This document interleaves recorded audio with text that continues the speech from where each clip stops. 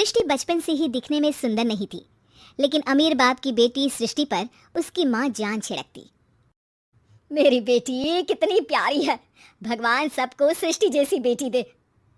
सृष्टि धीरे धीरे बड़ी होती है। एक दिन सृष्टि की सहेली कहती है, तू दिखने में कितनी अजीब सी है, लेकिन मैं जानती हूँ हम सब में सबसे अच्छी शादी तो तेरी ही होगी। तेरे पापा अमीर जो है। और बता नहीं सकते यार, दहेज तो हर कोई देता है, ये क्या ज्यादा ले जाएगी अपने पति के लिए? अरे बड़े शहर में कोठी है इसके पापा की। अरे पापा की है ना, कौन सी इसकी है? इसकी होती तब तो कोई भी लड़का इससे शादी कर लेता। अरे पापा की मतलब पापा की है तो मेरी ही है ना। किसने कहा? अब तेरी तो तब होगी ना जब तेरा भाई ना हो। वैसे भी शादी के बाद सारी प्रॉपर्टी भाई के नाम होती है। सृष्टि समझ जाती है कि उसे किसी भी हालत में माँ बाप की सारी प्रॉपर्टी को अपने नाम करना है, लेकिन कैसे? एक दिन सृष्टि का भाई शीनू कहता है, बहन क्या कर रही है? तुझसे एक बात करनी है। अरे हाँ हाँ करना, मैं तो तेरी बहन हूँ। बहन मेरी लाइफ में ना एक लड़की है, बहुत अच्छी है। मैं सोच रहा हूँ माँ और पापा से बात करूँ शादी के लिए। सृष्टि को समझ में आ जाता है कि भाई की शादी होते ही भाभी उसे एक दिन भी घर में बर्दाश्त नहीं करेगी।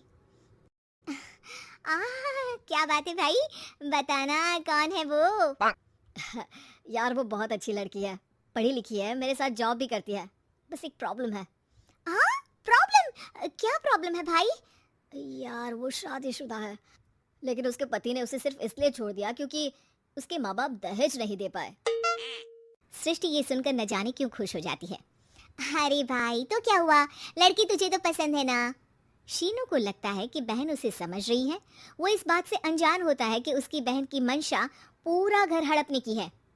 सृष्टि अपनी माँ से कहती है, मम्मी मुझे तो बहुत चिंता है, पता है शीनू क्या कर रहा है?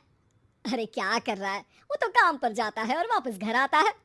नहीं ना माँ, वो यही तो नहीं कर रहा, बाकी सब कर रहा है। आपको पता है उससे प्यार है, और वो भी एक शादीशुदा लड़की से। ये क्या हो गया, मैं सोसाइटी में क्या मुंह दिखाऊंगी? अरे तेरे पापा तो यही कहेंगे कि मैंने ही उसे बिगाड़ दिया है। माँ देखो, मेरी बात मानो, पापा पर भी विश्वास करने की जरूरत नहीं है। अब आप ही बताओ, पापा इतनी देर घर के बाहर रहते हैं क्यों, बोलो? अरे बेटा वो तो नौकरी करते हैं ना। तू बहुत भोली है माँ, पापा का ऑफिस तो 7 बजे खत्म हो जाता है, लेकिन देखो कितनी देर से आते हैं। अरे नहीं नहीं बेटा, ऐसी कोई बात नहीं है। सृष्टि माँ को एक औरत से बात करते पिता की फोटो दिखाती है। देखो माँ कैसे हैं पापा, मैं ना कहती थी कि पापा सही नहीं है। मैं तेरे पापा से बात करूंगी, दे फोटो मुझे। ओ माँ वो तो डिलीट हो गई। लेकिन चल तूने तो देख लिया ना, पापा से बाद में बात कर लेना, और हाँ मेरा नाम बिल्कुल मत लेना। हाँ माँ। अब क्या था, सृष्टि के माँ और पिता के बीच झगड़ा होना शुरू हो जाता है। सृष्टि के मन में क्या चल रहा था कोई नहीं जानता था। एक दिन, माँ सृष्टि के लिए एक लड़का देखा है, वो लोग शाम को उसे देखने आने वाले हैं। और हाँ माँ एक खुशखबरी, मैं और पापा मिलकर एक नया बिजनेस ट्राई कर रहे हैं। शाम को लड़का आता है, सांवले रंग का। सृष्टि को तो बिल्कुल भी पसंद नहीं आता। लड़की की माँ कहती है, लड़की का चेहरा तो कोई खास नहीं, लेकिन अगर मेरे बेटे को आप लोग सेटल कर दें तो मैं उसकी शादी आपकी बेटी से करवा दूं। सृष्टि को लड़का बिल्कुल पसंद नहीं था। उसे भाई पर गुस्सा आ जाता है। लड़के वालों के जाने के बाद कहती है, माँ देखा शीनू मेरे लिए कैसा लड़का लेकर आया, न दिखाने लायक न सुनने लायक, सेटल भी नहीं, वो भी हम करें। अरे माँ मैं जानती हूँ ये मेरी शादी किसी भी घर में क्यों करवाना चाहता है। अरे कैसी बात कर रही है बहन, तूने तो देखा ना, लड़के को मैंने ही मना कर दिया तुझसे शादी के लिए। जिसने लड़का बताया था उसने उसकी बहुत तारीफ की थी। बात आई गई हो जाती है, लेकिन सृष्टि का मन शांत नहीं होता। क्या करूं कुछ समझ में नहीं आ रहा। मेरी शादी हो गई तो ये लोग पूरी प्रॉपर्टी शीनू के नाम कर देंगे, मेरे हाथ तो कुछ लगेगा ही नहीं। तभी सृष्टि को आइडिया आता है। वो किसी वकील को फोन करती है। जी देखिए, अगर आपके मम्मी पापा का तलाक हो जाता है तो आपके पिता की आधी प्रॉपर्टी आपकी माँ के नाम हो जाएगी, फिर उसे वो किसी को भी दे सकती है। सृष्टि अब माँ को बेटे के खिलाफ भरती है। माँ शीनू पर नजर रखा करो, वो जिस लड़की के प्यार में है ना वो शादीशुदा है, यहाँ आएगी, सारा पैसा रुपया जमीन जायदाद सब हड़प लेगी। पापा का भी हाल तुमसे छुपा नहीं है। ऐसा ना हो कि मैं और आप एक दिन सड़क पर भीख मांगे। हे भगवान, मैं तो जीते जी मर जाऊंगी अगर ऐसा हो गया तो। ऐसा हो गया नहीं माँ, ऐसा ही होगा। अभी समय है, आगे का सोच लो।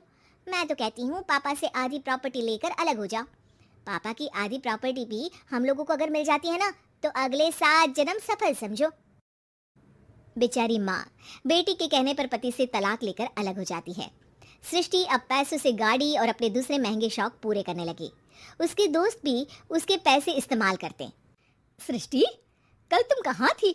मैं सारा दिन घर पर अकेली थी। तो मैं क्या करूं? मैंने ठेका तो नहीं लिया है ना तुम्हें संभालने का। माँ को सृष्टि से ये उम्मीद नहीं थी। वो बैठकर रोने लगती है। वहीं उसका पति यानी कि सृष्टि के पिता आ जाते हैं। मैं जानता था कि तुम्हारा यही हाल होगा, तो आपने मुझे रोका क्यों नहीं? मैं रोकता तो तुम रुकती क्या? सृष्टि के कहने पर तुमने मुझ पर अपने बेटे पर शक किया, लेकिन तुम ये भूल गई कि कैसे हम दोनों ने मिलकर जीवन में इतना सब खड़ा किया। माँ पति के गले लग जाती है। मुझे माफ कर दीजिए, मैंने आपकी कमाई का एक बड़ा हिस्सा गवा दिया। कोई बात नहीं, तुम साथ हो तो मैं ऐसी 7 प्रॉपर्टी खड़ी कर दूंगा। तभी वहां सृष्टि आ जाती है रोते हुए। माँ, मयंक ने मुझे छोड़ दिया। वो बोल रहा था जब तक मेरे पास पैसे थे तब तक ही वो मेरे साथ था। पापा।